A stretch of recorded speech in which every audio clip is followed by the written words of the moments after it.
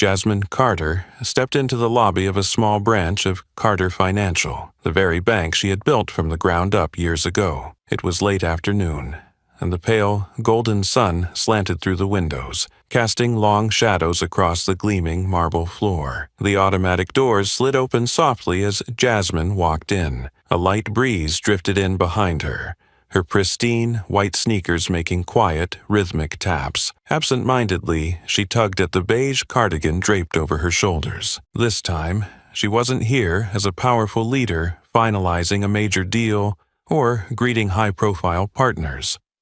No meetings, no negotiations, just a simple personal errand. Withdrawing funds from her own account, a routine transaction any customer might make on a regular day. Jasmine Carter had founded this very branch of Carter Financial with her own 2 hands. Now, almost at the end of a long workday, the gentle glow of the setting sun filtered through the floor-to-ceiling glass, reflecting off the polished marble and painting soft, elongated shadows on the floor. The branch still hummed with the light bustle of business winding down, though there was a more subdued calm in the air. She wore the most unassuming outfit she could: crisp white sneakers, plain jeans, and a cream-colored cardigan draped loosely over her shoulders. No one would guess that this casually dressed woman strolling in was the CEO of the entire financial group. But today, Jasmine wasn't here in her role as head of the company or to attend any important meeting. She simply wanted to complete a personal transaction, just like any other customer. When the automatic doors opened, she inhaled that familiar, comforting atmosphere. This place always reminded her why she started it all: a firm belief in fairness, equality, and treating every customer with respect. Jasmine constantly reminded herself that a good bank wasn't defined solely by numbers or profits, but by genuine care and appreciation for each person who walked through its doors. Not wanting to draw attention to herself, Jasmine calmly made her way to the teller window. She smoothed the collar of her cardigan, her face serene and relaxed. In her heart, she fully trusted that the values she instilled would still hold true here. Yet Jasmine had no idea that, within the next few minutes, every belief and principle she had built her bank upon would face a challenge far greater than she ever imagined. In just a few more steps, Jasmine reached the main teller counter in the center of the lobby, where the soft, golden light of the sunset stretched across the glass countertop and the neatly stacked white forms. Behind the counter, a young female employee was bent over her computer screen, her shoulders slightly hunched beneath her crisp new uniform. Jasmine offered a polite smile and spoke softly. "Hello. I'd like to make a small transaction." Emily Foster, the young woman with shoulder-length blonde hair and cold gray eyes, glanced up for barely a second before returning to her keyboard. There was no polite smile, no respectful nod. That indifference in her eyes seemed habitual, or rather, like an invisible shield against any customer she didn't deem important. The brief silence felt heavy, until Emily lightly flicked a form toward Jasmine. The motion was quick and decisive, tinged with impatience, as though every step of the service process were a begrudging obligation. "Fill this out," Emily said, her tone flat and emotionless, eyes never leaving the screen. Jasmine kept her slight smile as she quietly took the pen, filling in her name, account number, and the amount she wanted to withdraw, $5,000, a modest sum for a CEO, but large enough to trigger an identity check. As she wrote, she distinctly felt the difference in the air, not mere distraction, but a sense of being judged, categorized as just another ordinary customer not worth noticing. Jasmine slid the form and her ID card toward Emily. Only then did Emily's gaze truly rest on the papers, but it remained cold and assessing. She flipped the form over, scanned the text, then scrutinized the ID card as if fearing she might overlook some tiny detail that could make this customer look suspicious. There was no customary greeting, no thank you. Emily was silent for a few more beats, her lips pressing together, her gray eyes steely and cold. She set the ID aside, still gripping it as if it were a precious object, then glanced at Jasmine again. A fleeting look, but laden with silent judgment. Jasmine could clearly feel how different this was from any previous transaction. A strange sensation flickered within her. Something was very wrong, quietly building in this familiar space. And in that instant, Jasmine realized Emily's eyes were not only indifferent, but carried a trace of wariness, suspicion, even bias. Though Jasmine remained externally composed, internally she felt the first crack in her trust.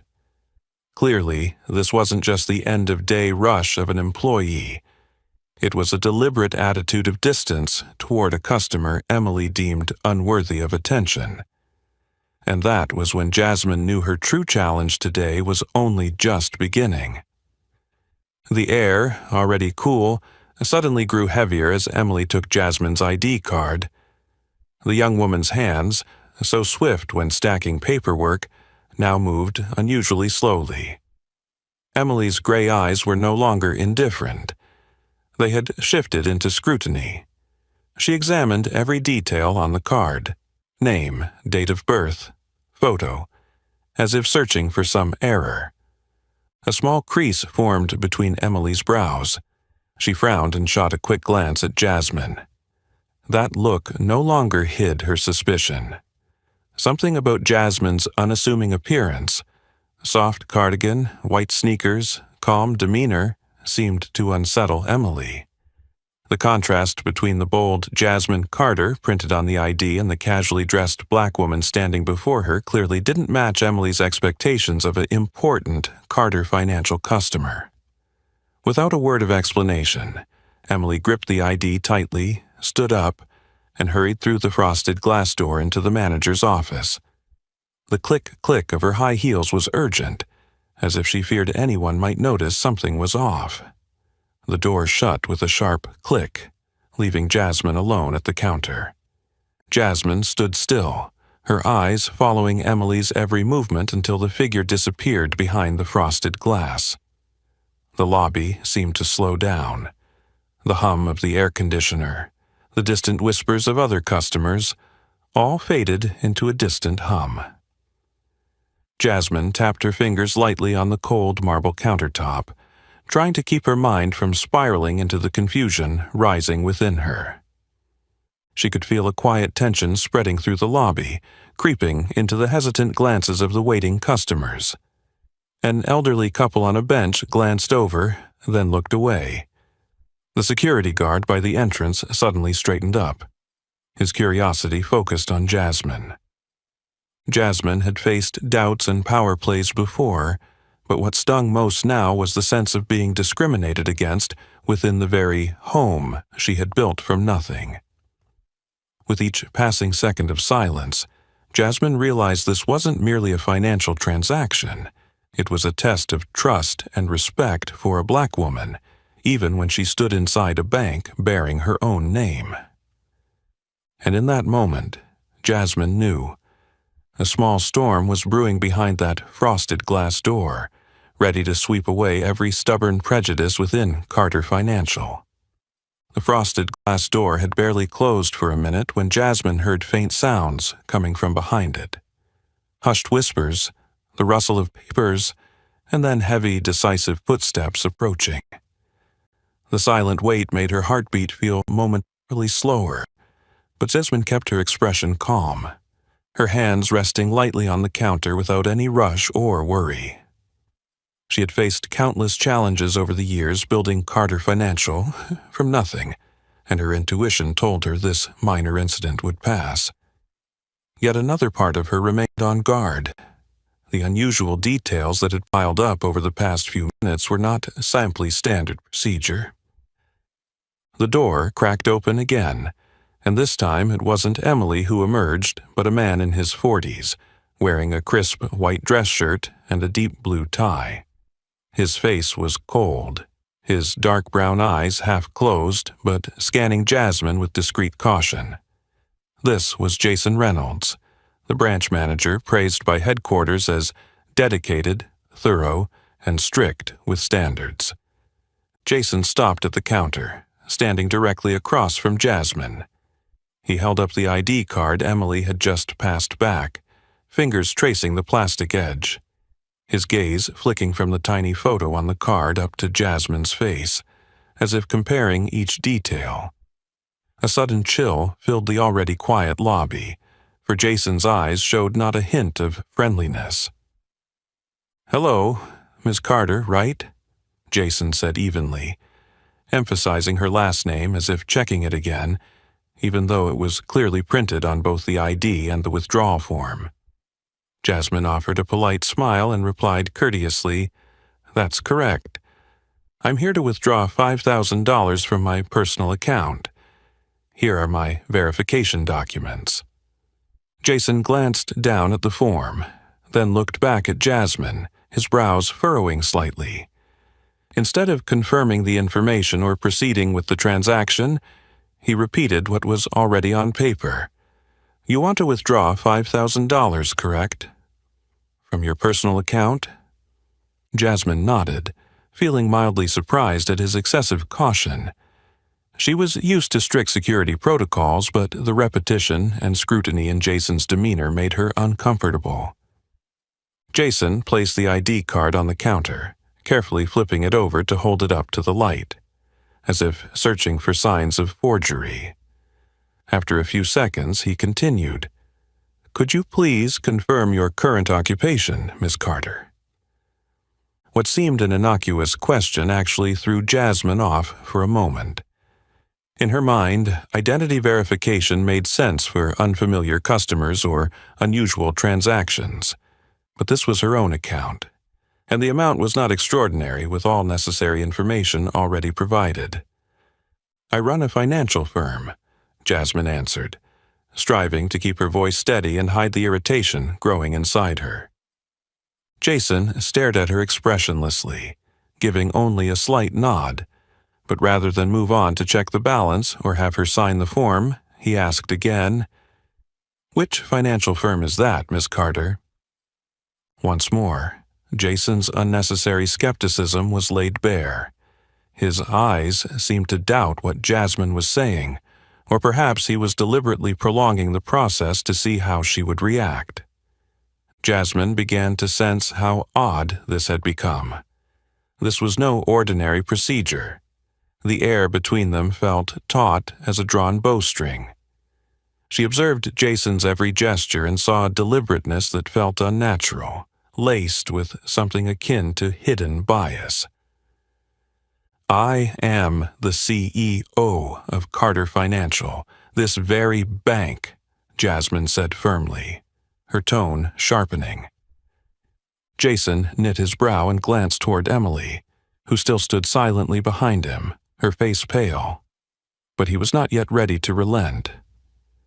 Flipping the ID card over one more time, Jason asked slowly, his even tone nevertheless laden with implication, "This account is strictly personal, unrelated to any business dealings, correct?"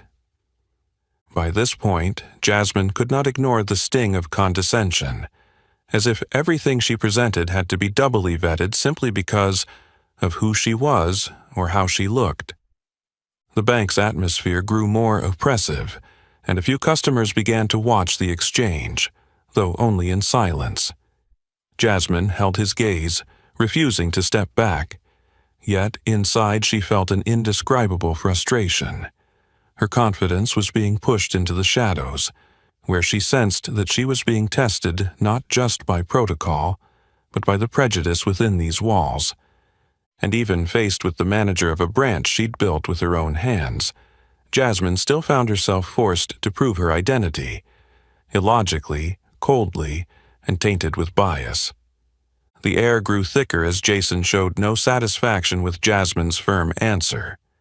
Simply hearing her confirm that she was the CEO of Carter Financial, right here at the branch bearing her own name, still wasn't enough to reassure him. In fact, Jason seemed determined not to stop. He lowered his gaze to the form once more, pretending to scrutinize every line, then looked up again, his eyes cold with suspicion. "Miss Carter, I need to verify a bit more information," he said. "Could you clarify your current title and your specific duties at Carter Financial?" The question hung in the air a beat longer than necessary, as if it were meant to puzzle or test Jasmine's patience. Jasmine took a steadying breath, keeping her voice calm. "I am the Chief Executive Officer. My role is to oversee all operations of the bank, including branches like this one." Jason didn't write anything down or acknowledge her statement. He simply pressed his lips together, furrowed his brow, then continued in an interrogatory tone, "Could you explain the specific purpose of this withdrawal? And is this your first time making a transaction at this branch?" By now, Jasmine could feel that his lack of goodwill had shifted into unnecessary scrutiny and control. Questions like these, under normal circumstances, would be directed at a new customer or somebody making an unusually large cash withdrawal. They would never be asked of a longtime account holder with all the paperwork in order, especially when that account holder was the bank's founder. Jasmine remained composed, hiding the irritation that was welling inside her. "I need to withdraw cash for personal expenses. All account details and ID are right here. And to be clear, I attended this branch's ribbon-cutting ceremony. I personally approved every blueprint and sign before it opened." But it only seemed to make Jason even more cold and meticulous. He shot a glance toward Emily, an unspoken exchange passing between them, then studied the withdrawal form again, checking her name and account number. He asked next, "Do you remember the amount of the last deposit into this account, or the exact date of your most recent transaction?" At that moment, Jasmine's face darkened. This was no longer a simple identity check but an unreasonable interrogation. The suspicion in Jason's eyes was obvious, not just from his questions but from the way he scrutinized her every subtle reaction, as if he were waiting for her to flinch, hoping for a reason to deny her service.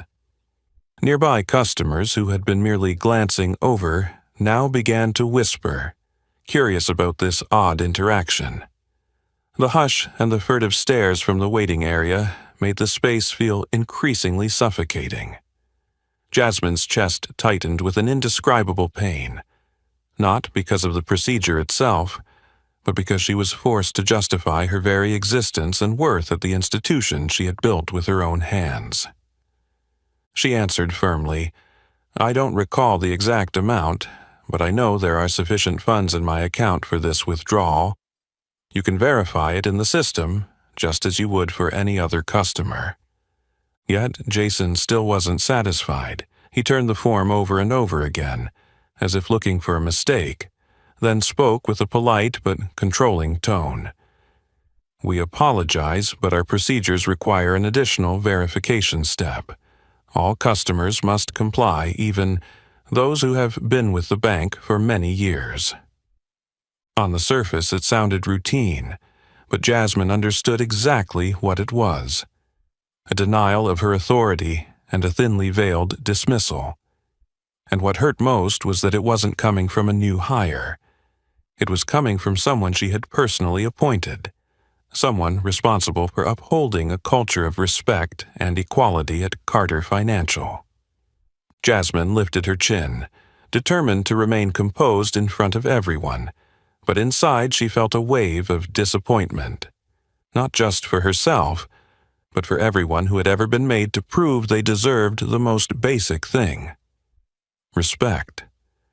The air grew even more constricted as Jason remained unsatisfied with Jasmine's clear response. It seemed that hearing her confirm she was the CEO of Carter Financial, right here at the branch bearing her name, had not been enough to reassure him. In fact, Jason seemed determined not to stop. He bent his head to stare at the form once more, pretending to scan every line, then looked up again, his eyes cold and skeptical. "Ms. Carter, I need to verify a little more information," he said. "Could you please clarify your current title and describe your specific duties at Carter Financial?" His question hung in the air for an extra beat, as if to puzzle her or intentionally test Jasmine's patience. Jasmine took a steadying breath, keeping her voice calm. "I am the Chief Executive Officer. My role is to manage all operations of the bank, including branches like this one." Jason didn't jot down anything or acknowledge her answer. He pressed his lips together, furrowed his brow, then continued in a probing tone. "Could you tell me the exact purpose of this withdrawal? And is this your first time conducting a transaction at this branch?" By this point, Jasmine began to recognize that his lack of good faith had turned into unnecessary scrutiny and control. Under normal circumstances, such questions would be directed at a new customer or someone making an unusually large cash withdrawal, not at a long-time account holder with all the paperwork in order, especially when that account holder was the bank's founder. Jasmine remained composed, concealing the irritation growing within her. "I need to withdraw cash for personal expenses. All account details and identification are right here. And, to be clear, I attended this branch's opening ceremony. In fact, I personally approved every blueprint and sign before it opened." Yet those words seemed only to make Jason even colder and more meticulous. He shot a glance at Emily, an unspoken exchange passing between them, then studied the withdrawal form again, checking her name and account number. He asked next, "Do you remember the amount of your last deposit into this account, or the exact date of your most recent transaction?" At that moment, Jasmine's expression darkened. This was no longer a simple verification check, but an absurd interrogation. Jason's suspicion was undeniable, not only from his questions but from how he examined every subtle reaction she made, as if he were waiting for her to falter, hoping for a reason to deny her service. Nearby customers who had been only casually glancing over now began to whisper, curious about this strange interaction. The hush and the furtive stares from the waiting area made the air feel suffocating. Jasmine's chest tightened with an indescribable ache, not because of the procedure itself, but because she was being forced to justify her very existence and value at the institution she had built from the ground up. She answered firmly, "I don't recall the exact amount, but I know there are sufficient funds in my account for this withdrawal. You can verify it in the system, just as you would for any other customer." Yet Jason remained undeterred. He turned the form over and over, pretending to look for errors, then spoke in a polite but controlling tone. "I apologize, but our procedures require an additional verification step. All customers must comply, even those who have been with the bank for many years." On the surface, his words sounded routine, but Jasmine understood exactly what this was: a denial of her authority and a thinly veiled dismissal. And what stung most was that it wasn't coming from a new hire. It was coming from someone she had personally appointed, someone responsible for upholding a culture of respect and equality at Carter Financial. Jasmine lifted her chin, determined to remain composed in front of everyone. But inside she felt a wave of disappointment, not just for herself, but for everyone who had ever been made to prove they deserved something as basic as respect. Jasmine's calm, decisive explanations seemed to vanish into thin air. The lobby, already thick with tension, grew unnaturally silent, as if every sound had been sucked away, leaving only her soft breathing, the light tapping of fingers on the counter, and the stares shifting toward the center of attention, where Jasmine and Jason were locked in confrontation. Jasmine met Jason's gaze directly and repeated, holding her composure, "I am the person who opened this branch, Jason. Do you remember who approved your hiring file?" Jason's expression did not soften. In fact, he seemed agitated by her firm assertion. He shrugged, attempting to maintain a calm exterior, but every twitch in his face revealed wounded pride, stubbornness, and a small trace of confusion. His eyes darted away from Jasmine's, then back to the computer screen as he pretended to enter data. "Even so, Ms. Carter, we must ensure that every transaction is absolutely secure. Please tell me the number of your most recent transaction or the name of your last transfer recipient."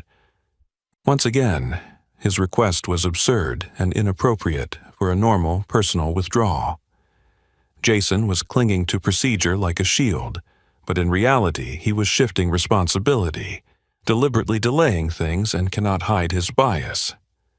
Behind him, Emily watched in silence, her eyes betraying both tension and uncertainty, as if she didn't know whose side to take. Other employees in the lobby began to murmur among themselves, exchanging glances, trying to conceal the growing curiosity on their faces. In the waiting area, a middle-aged man leafing through a newspaper suddenly paused and looked toward the counter. An elderly woman beside him whispered something to her companion. The once quiet, calm atmosphere of the bank during the late afternoon had vanished completely, replaced by a stifling, suffocating anticipation. Jasmine could feel the wave of suspicion spreading, not only from the staff but also among the customers. Strange looks, mixed with hesitation and bewilderment, turned toward her.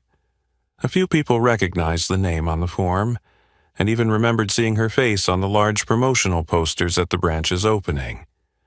But the surprise and disbelief in their eyes revealed how much Jasmine's simple, unassuming appearance today had unsettled everyone. Jason pressed on. "Ms. Carter, please understand that this is a mandatory procedure for all customers, including leadership. If you cannot recall your most recent transaction number, I will have to report this to the Internal Controls Department. We only want to protect our customers from risk." Every word Jason spoke felt mechanical, but Jasmine knew this was a tactic to buy time and subtly exert pressure. She could sense the bad faith and prejudice seeping through every tiny gap in the system she once trusted completely. The coldness wrapped around her like a dark cloud, enveloping her in a space that used to feel so familiar. Frustration boiled into discomfort. Jasmine spoke slowly, choosing each word.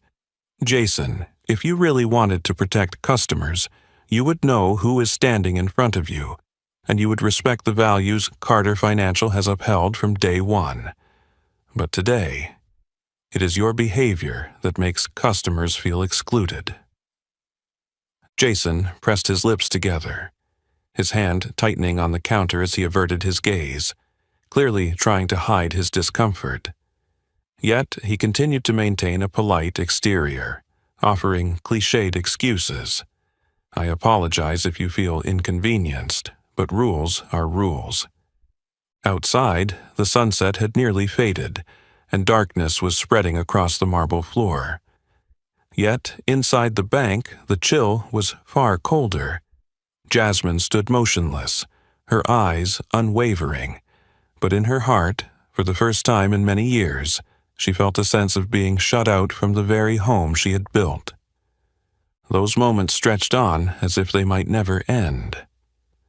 The whispers died down, and everyone seemed to be waiting to see if a black woman, CEO of Carter Financial, would be forced to bow her head and justify her right to exist, or stand up and demand justice in the face of all the judgmental stares bearing down on her. The air in the bank remained thick as a cold fog, every glance and motion slow and guarded. After Jason's last excuse, Jasmine noticed something unusual under the counter. He discreetly pressed the button to call security. a swift but subtle gesture that most people wouldn't notice. Jasmine did. Having faced hundreds of tense situations in finance, she knew this was a clear sign that he was escalating the situation, and, above all, a covert insult to her dignity.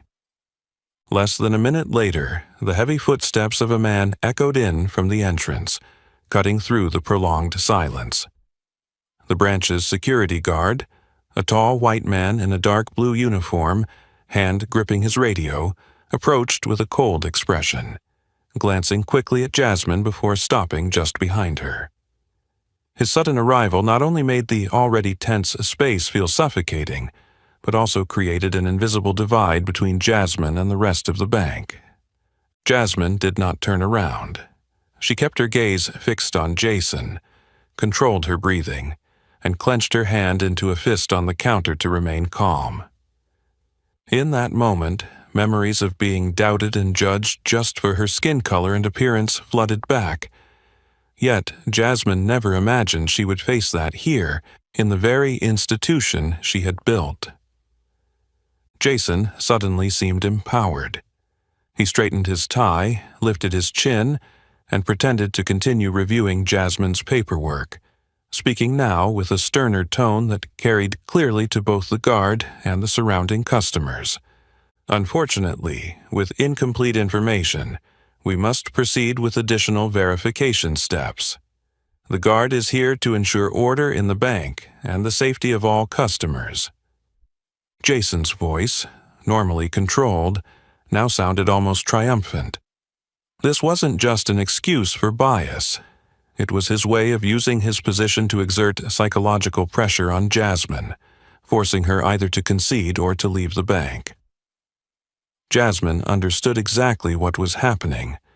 Calling security in a situation with no real risk was a silent but powerful message of exclusion, an experience far too many people of color have endured in public spaces, even when they've done nothing wrong. She could feel the stares of the customers around her, mostly sympathetic, some curious, a few quietly turning away, unwilling to face the injustice unfolding before them. Meanwhile, Emily stood motionless, gripping the edge of the counter, her eyes avoiding contact. The young woman, though likely aware of what was happening, dared not speak up.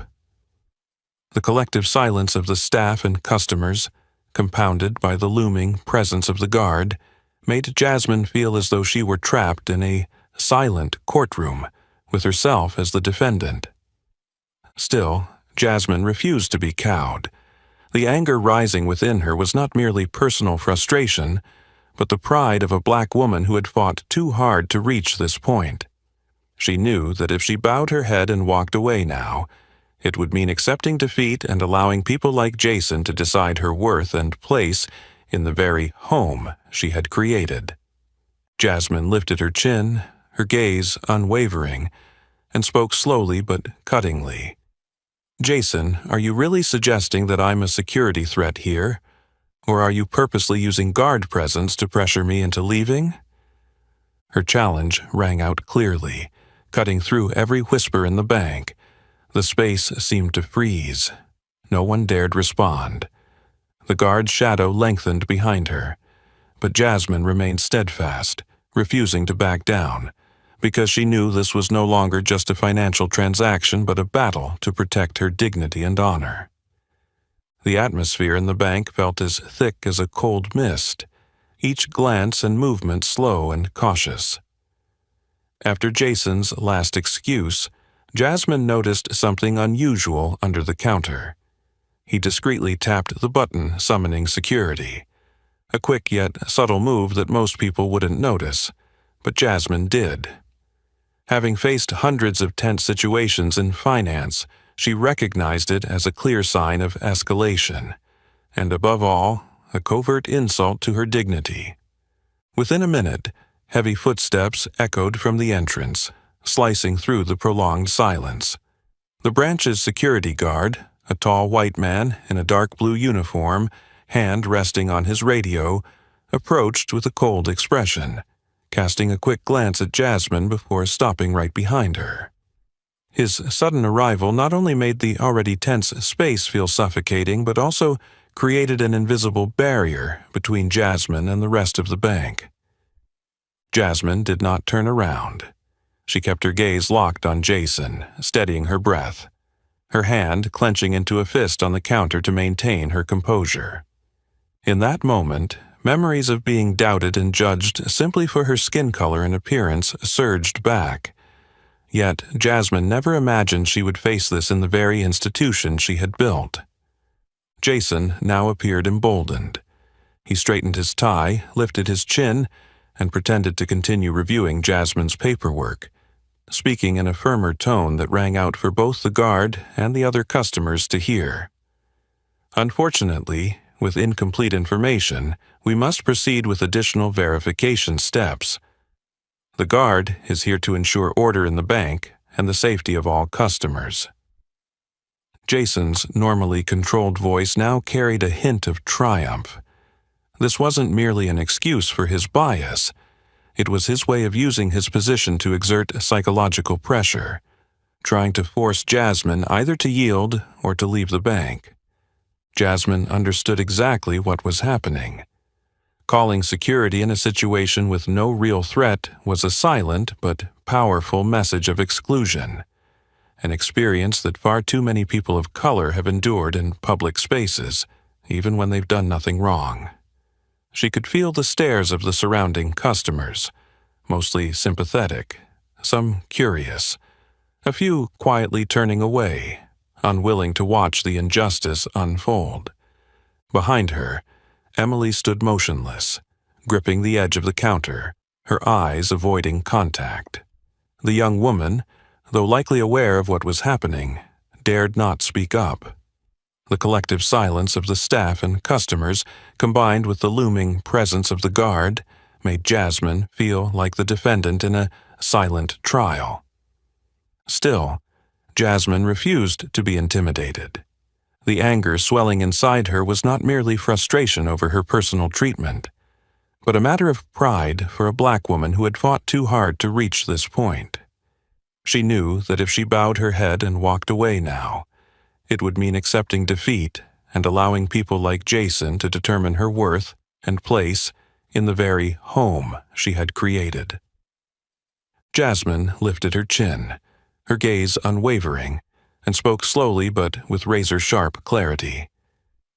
"Jason, do you truly think I'm a threat to security here?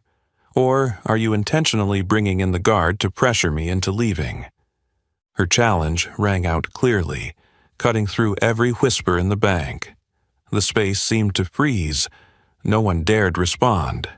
The guard's shadow lengthened behind her, but Jasmine remained steadfast, refusing to back down, because she knew this was no longer just a financial transaction, but a fight to preserve her dignity and honor. The heavy silence that suffocated the bank did not swallow Jasmine. Her eyes, once calm, now gleamed with determined resolve. Sensing that all eyes were on her, she slowly took out her phone from the pocket of her cardigan. Her movement was deliberate, not hurried, but decisive enough that everyone sensed a significant shift was about to occur. If this is truly a normal procedure at Carter Financial, I'm sure no one will object to me recording this entire incident as evidence, Jasmine said in a clear, cold voice, loud enough for everyone in the lobby to hear. She opened the camera, pointed it first at Jason, then at the guard, and pressed record. The phone's screen light reflected off the counter, a clear reminder that everything was being documented, not just in memory but as real evidence. Jason visibly flinched, momentarily unsettled, but quickly regained his stiff composure. He pointed at Jasmine in his usual cold tone. "Ms. Carter, we are simply following regulations to ensure the safety of the bank and its customers. If you cooperate, this will be over quickly." Jasmine held his gaze without blinking, her voice unwavering. "Regulations? Which regulations allow Carter Financial staff and managers to demand that a customer, especially the founder, prove their identity to such an absurd extent? Calling security just because she's making a perfectly legitimate withdrawal? Answer me, Jason. Is this how you treat all customers, or only those who don't look like the type you expect? Jasmine's question cut through the facade of procedure. Every eye in the bank was now focused on her and Jason. No one pretended to read the paper or check their phones anymore. Customers, young and old alike, even Emily behind the counter, watched tensely, silent and waiting.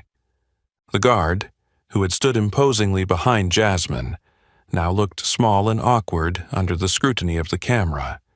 He glanced at Jason, silently pleading, then nervously began to speak but lacked confidence. I was only called to ensure everything went smoothly, ma'am. I have no authority to judge anyone. Jasmine didn't lower her camera. Her voice took on an even colder edge. So, do you think I was disturbing the peace? Or were you told to stand here because I don't fit what you expect from a major customer? The guard remained silent, his shoulders stiff with tension. Jason tried to maintain a calm exterior, but the veins in his neck throbbed visibly, and his hand trembled slightly on the counter. Jasmine turned the phone toward herself and spoke clearly, each word deliberate. I am Jasmine Carter, CEO and founder of Carter Financial. Today, I came here to make a personal transaction like any other customer. Yet, I have been treated as a stranger, even as a threat, simply because I'm not wearing a suit, not wearing high heels, and because I am a black woman. The bank seemed to freeze in that moment. Beyond the glass partitions, other employees halted their activities and watched quietly. The truth was unraveling, no longer hidden behind polished talk of procedures and policies. Customers in the lobby, who had initially been merely curious, now looked at Jasmine with empathy, some feeling anger on her behalf, and others shaking their heads in disappointment toward Jason. Everyone understood that what Jasmine was facing went beyond a routine transaction. It was a battle, not just for her but for all those who have been treated unjustly because they do not match someone else's preconceived expectations. And in that stillness, Jasmine knew she had reclaimed control. No one could now use pressure or feigned authority to push her aside. Every gaze, every recording device, every piece of evidence stood with her, and she would not stop until the full truth was exposed, until the dignity and worth of every individual were respected as they deserved. The crisp, resolute declaration from Jasmine still echoed in the air, rendering the entire bank lobby eerily silent. The tension that once filled the room transformed into a motionless hush, as if every breath and movement had been suspended at that moment. Jasmine's hand holding the phone did not tremble. She aimed the camera directly at Jason, waiting for any reaction, and ensuring that every customer in the lobby could witness the truth unfolding. Jason, who'd always projected confidence and control, now looked completely drained of energy. His face had gone pale, his eyes unfocused, his jaw trembling slightly. Shock registered on every feature. In a matter of minutes, the dynamic had been utterly reversed. Not as the powerful manager standing behind the counter, but exposed before a crowd, stripped of dignity by his own prejudice and pettiness. The atmosphere around them shifted instantly. Customers, ranging from elderly patrons seated in the waiting chairs to the tellers behind the glass partitions, rushed their gaze to the main service counter. Whispers swelled in waves, hints of astonishment, outrage, and even embarrassment for those who had silently witnessed earlier. A few people began pulling out their phones to record, eager to capture the historic moment they never expected to see on an ordinary day. Emily, still standing behind Jason, tried to remain composed but couldn't hide her panic. Her trembling fingers clutched the edge of the counter so tightly that her knuckles turned white. Her lips quivered in a submissive pout, her eyes cast downward as though hoping to vanish from the scene. The usually aloof young woman seemed fragile and filled with guilt. Jasmine was no longer alone in her indignation.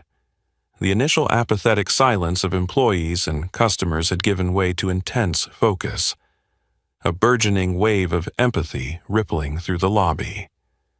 She took a half-step forward, her voice unwavering and firm, not only to defend her own honor but to awaken everyone present. I am Jasmine Carter. I have spent over 10 years building Carter Financial on a single belief. Every customer deserves respect and fair treatment. Today, right here, I, the founder, was suspected, questioned, and humiliated simply because I wasn't wearing a suit, didn't have heavy makeup, and didn't conform to your idea of what a powerful person looks like. You have just proven the exact opposite of the values this bank claims to uphold. Her words fell like hammers, striking Jason's arrogance and the cowardice of the system he represented. The tellers behind their counters, and even the security guard, turned their eyes toward Jasmine, embarrassed and uneasy. The discrimination that had been discreetly hidden under the guise of procedure had been brutally exposed for all to see. Jason attempted to salvage a shred of dignity, but his voice had lost its usual confidence. He stammered, I had no idea, Miss Carter. I was just following procedure. It wasn't personal. I didn't mean anything by it." Jasmine locked eyes with him, refusing to let him evade responsibility. "Really? Which procedure allowed you to ignore the obvious truth? Which procedure gives you the power to threaten, slander, and exclude a customer simply because they don't match your expectations?" Her gaze bore into Jason, forcing him to confront the consequences of the bias and prejudice he had upheld for far too long. Silence settled once more, this time a silence of awakening, as dozens of people realized the cruel underbelly of what they had assumed was normal. Emily, tears brimming in her eyes, finally whispered, I'm sorry, Miss Carter. I shouldn't have behaved that way." Jasmine nodded gently, forgiving her with her eyes, but she knew the real change needed was not a personal apology, but a root and branch transformation of the entire system. The bank lobby no longer felt like a place of resigned acceptance. Instead, it had become a swell of energy ready to burst forth, waiting for Jasmine's next move, because she was the only one brave enough to speak the truth and demand justice, not only for herself but for everyone who had ever been quietly dismissed and devalued in the institution she created. Jasmine's words hung in the air like the echo of a storm just past. Every gaze in the bank, from customers to employees, remained fixed on the center stage where she faced Jason. This silence was no longer passive acquiescence. It was the calm before judgment, where truth demanded to be heard, and the guilty would face the consequences of their actions. Jasmine refused to look away from Jason. The tranquility in her eyes had become a force in itself. No need for titles, no need for an expensive suit or other symbols of power. It was her authenticity, her resolve, and the raw pain she refused to hide that added weight to the moment. She took a single step forward, her voice measured yet cutting, ensuring every person present could hear each chilling reproach aimed at the manager's pride. Jason Reynolds explained to all, the customers and staff here. "Why did you continuously question me about my occupation, the purpose of my withdrawal, and even call security just because I showed up looking like, well, myself? Why would I, a customer, the founder of this bank, have to endure round after round of absurd verification that no one I know has ever faced?" Cornered, Jason struggled to maintain what little composure he had left. He stammered, "Miss Carter, I only wanted to ensure the bank's safety. This is the procedure I use for large transactions or for Special circumstances. Jasmine cut him off, offering no room for evasion. And what qualifies as special, Jason? The color of my skin? The way I dress? Or simply because I don't fit your image of who could hold power, who could own substantial assets? Tension rippled like waves. The more Jason tried to excuse himself, the more hollow his reasons sounded. He stuttered, "No, it's not like that. We're trained to be vigilant against any risk. I truly didn't know you were—" This time, Jasmine's voice left no space for softening. "Didn't know or didn't want to know? Do you remember who signed off on your hiring? Who told you about Carter Financial's core values? Fairness, equality, respect for every customer?" Below the counter, Emily's eyes filled with tears. Employees further away, once mere bystanders, now began to feel the gravity of what was unfolding. Even Jason himself started to lose control, his face paling, his hand trembling as he clutched the paper on the counter like a life raft amid the sea of judgment. Jasmine pressed on, her tone unwavering and leaving no opening for excuses. "Do you think I'm unaware of how many times someone like me, a black woman without the traditional symbols of power, has been ostracized, doubted, or belittled by the very system she helped build? I've experienced it more than anyone here, and today I refuse to let it happen to anyone else." Jason bowed his head, voice cracking. "I'm sorry, Miss Carter. I only thought I was doing my job." Yet, even as he apologized, a flicker of resentment, an arrogance born of a man accustomed to judging others from his perch, lingered in his eyes. His apology wasn't just begrudging. It was the sorrowful acknowledgement of a power he realized he had lost. Jasmine turned to the customers and staff watching intently. "If I, today, in the house I built, am treated like this, then who among you would ever be respected here as just ordinary people?" Scattered applause rose from longtime customers, expanding into a wave of quiet but resolute support. They understood that Jasmine was speaking not only for herself, but for everyone who had silently endured discrimination and favoritism. Those pushed outside the circle of respect simply because they didn't match someone else's expectations. And in that moment, truth stood fully revealed. Nothing could hide the bigotry beneath the guise of procedure. No excuse could justify disrespect for a person's humanity. Carter Financial had just undergone a real trial. The trial of conscience, social responsibility, and above all, the justice that Jasmine refused to abandon. The muted applause gradually faded, giving way to a tense silence that felt like a heavy velvet curtain descending over the entire lobby. Jasmine remained upright, her gaze unwaveringly fixed on Jason, as if she wanted to imprint every subtle reaction of the manager in her memory. Not out of revenge, but to make clear that fairness is never negotiable. She lowered her voice, but each word rang out with crystal clarity, cold as a blade. "Jason Reynolds, let me remind you. I was the one who approved your hiring file. I was the one who signed your appointment as branch manager, believing you would bring an atmosphere of respect and equality, exactly what Carter Financial stands for." The room seemed to freeze. Jason stood rooted to the spot, unable to look Jasmine in the eye. Sweat beaded at his temples, and his fingers dug into the edge of the counter, his shoulders hunching as if trying to shrink under the weight of the truth just revealed. In that moment, every ounce of his usual pride and air of authority vanished, leaving only an ordinary man stripped bare by the very system he thought he controlled. Jasmine pressed on, her tone no longer angry, but resolute.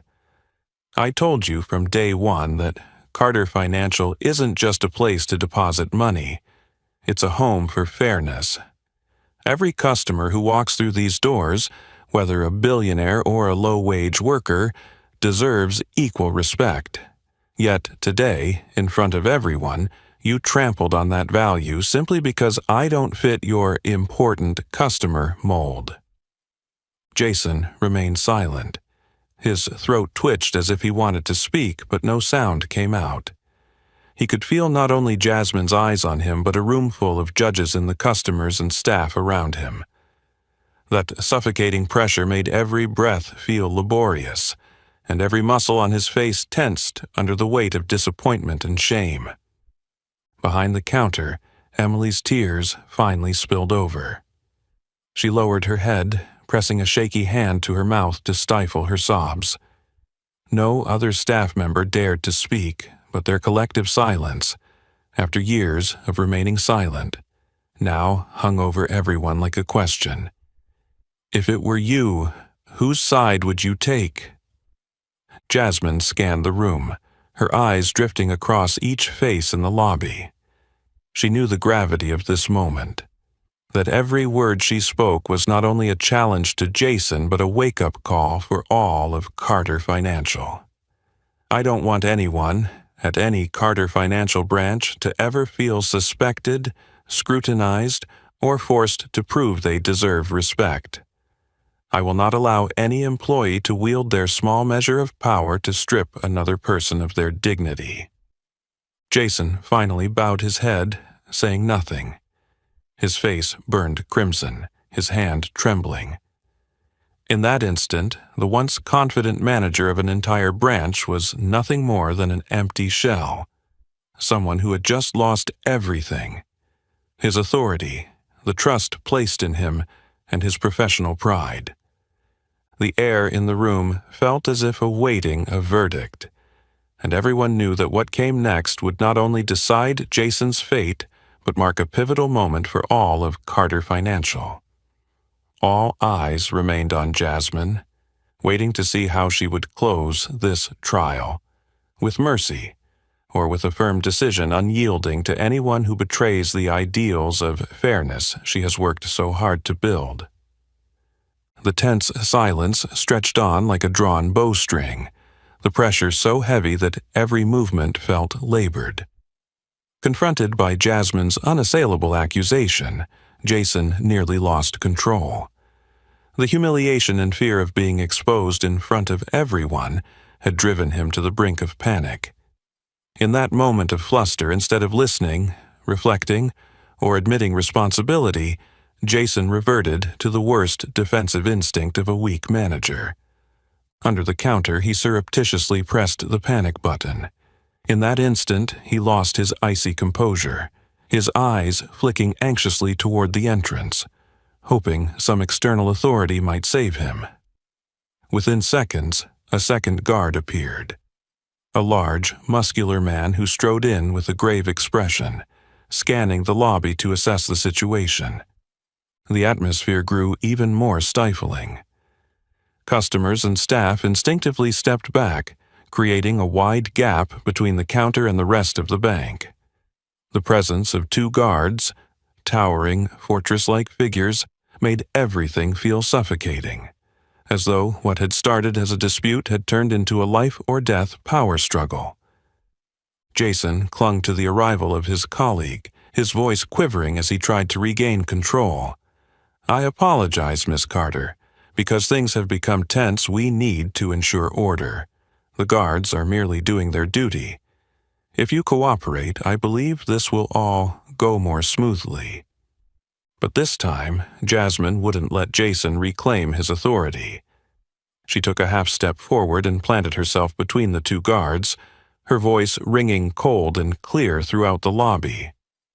"Jason, this absurd escalation is the real threat to Carter Financial, not me.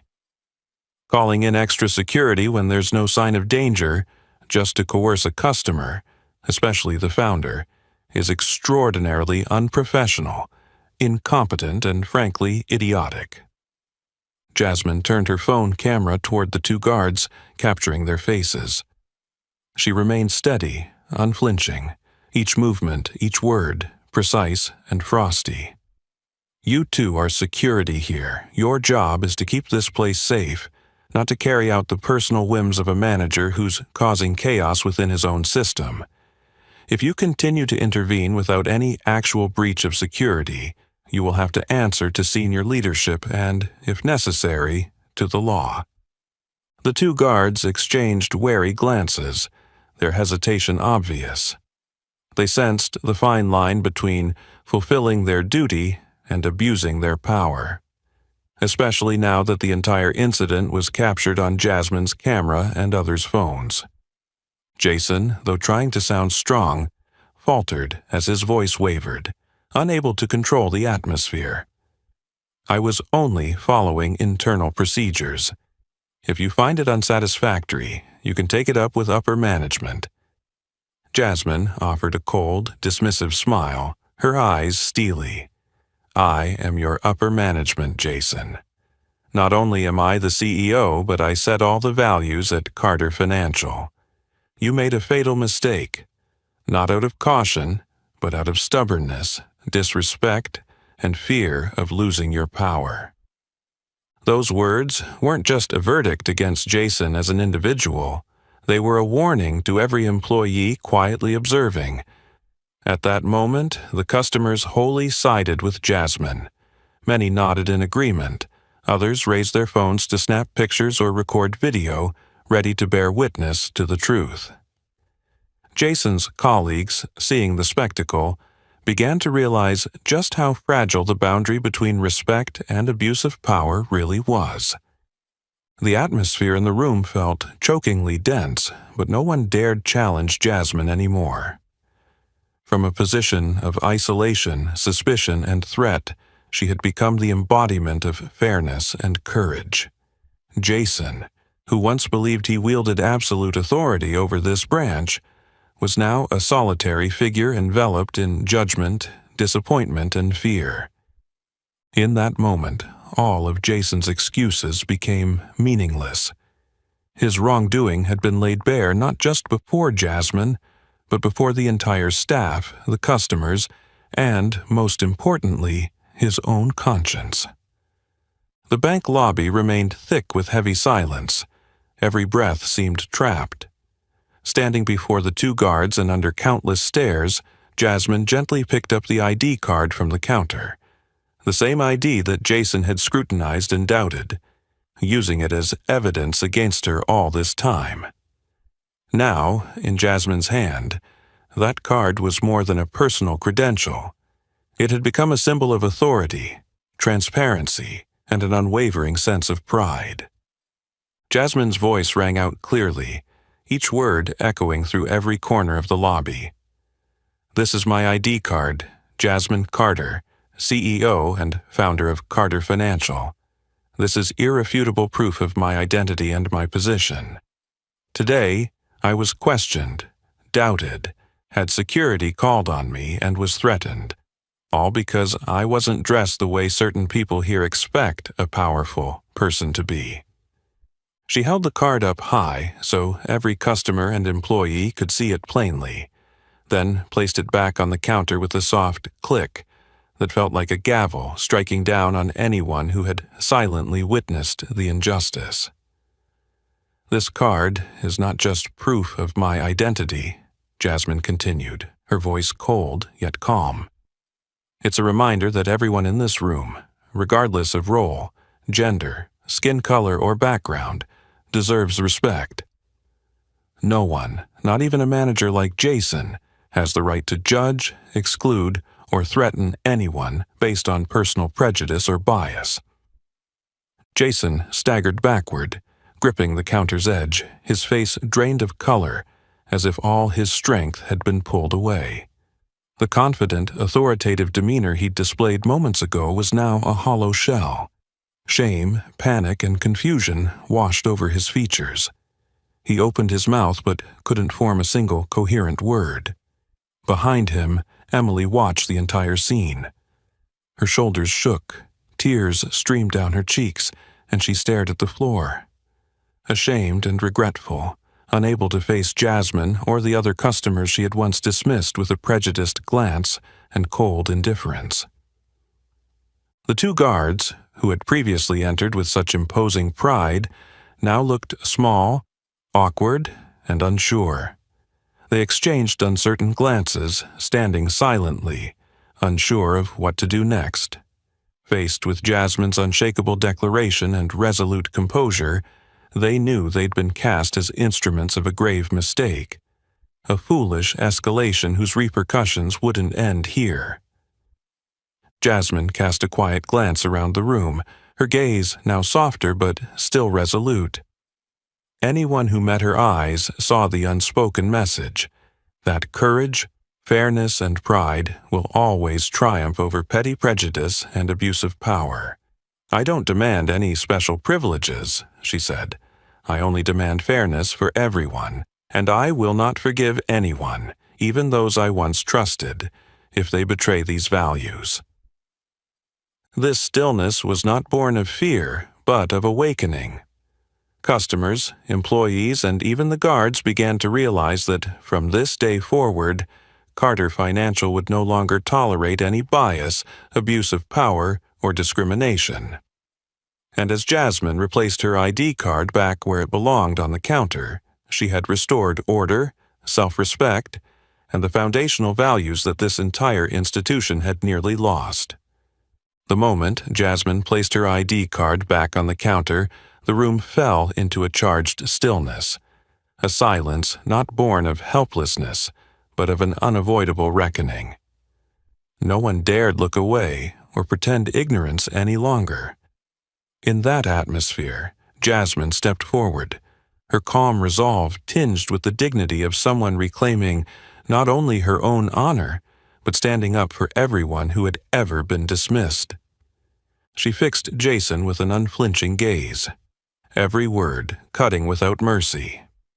"Jason Reynolds, I officially demand that you step down immediately as branch manager and prepare to report before Carter Financial's senior leadership. You have abused your authority, intentionally prolonged procedures, inflicted emotional harm on a customer, and instilled fear and distrust in the very institution I founded to uphold absolute fairness." Jason no longer had the strength to resist. His lips trembled, his eyes glazed over as he realized his fate was sealed.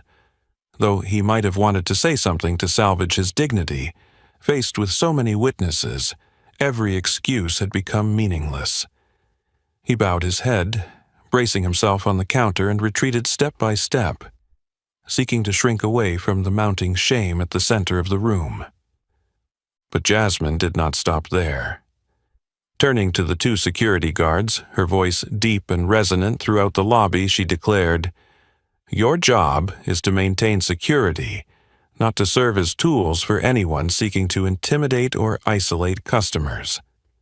It is utterly unacceptable in our system to intervene unreasonably in a legitimate transaction. If you continue to misuse your authority rather than protect others, I will personally request a review of your positions and capabilities within Carter Financial's security team." Her warning was not vindictive, but a firm reminder of the boundaries between power and responsibility. The guards lowered their heads, discomfort and regret etched on their faces as they realized they had been complicit in a grave mistake, a foolish escalation whose consequences would extend far beyond this moment.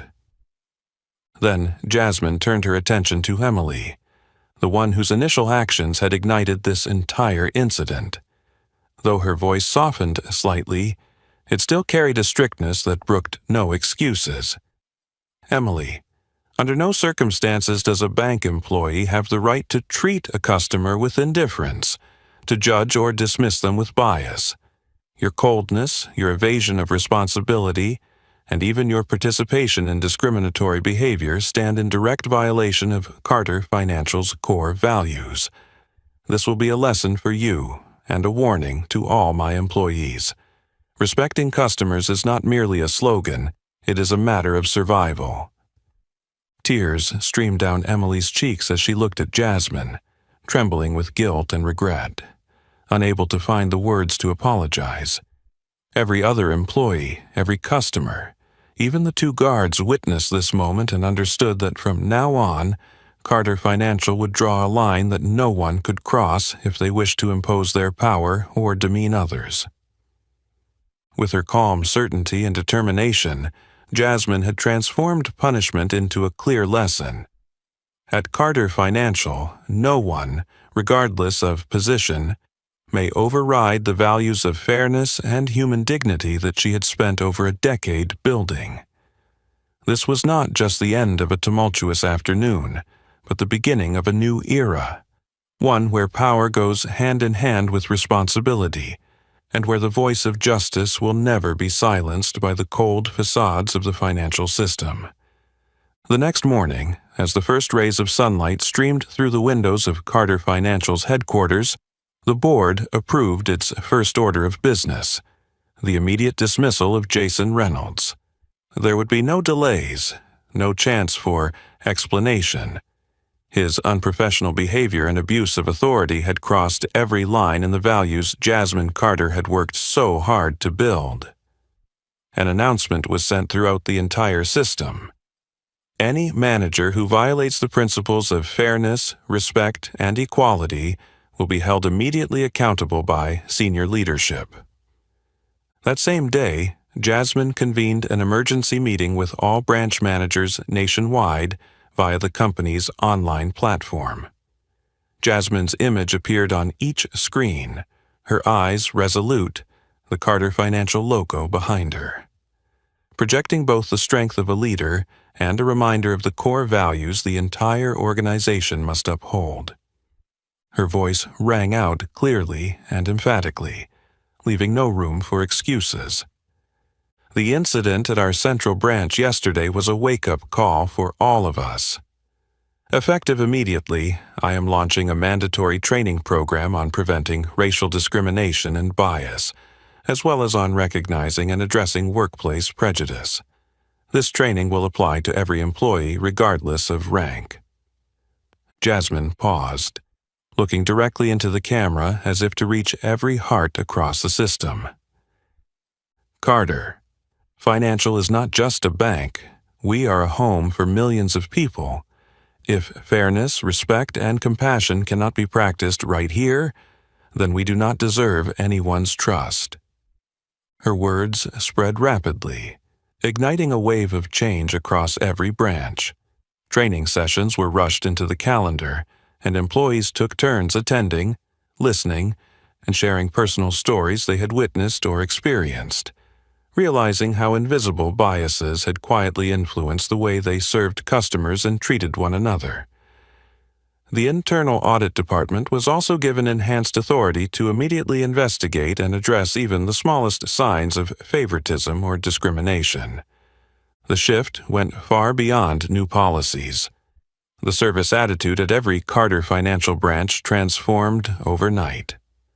Customers were greeted with genuine smiles.